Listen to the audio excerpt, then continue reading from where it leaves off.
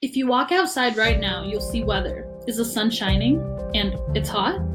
That's today's weather. It is snowing and cold. That's today's weather.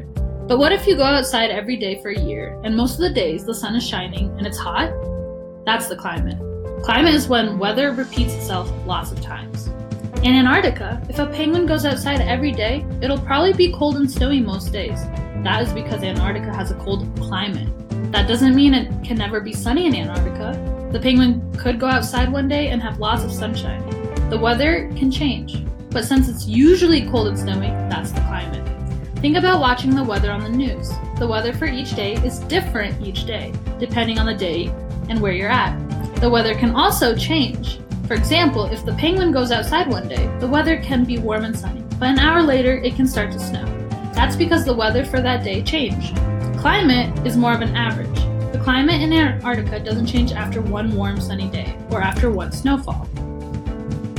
Climate change is when you start to notice a change in the pattern of the climate. If the penguin in Antarctica goes outside and every day it starts to get warmer and sunnier, the weather is changing. If this keeps happening for years at a time, it means the climate is changing. If our penguin is standing on a glacier, the change in weather won't affect him. But if the climate is changing, the glacier might start to melt. Because the pattern of weather has changed so much for so long that there is a changing climate. Then, Bob the penguin would be stuck swimming in the ocean.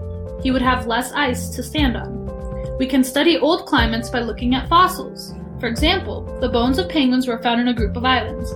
We can guess that the climate has changed quite a bit.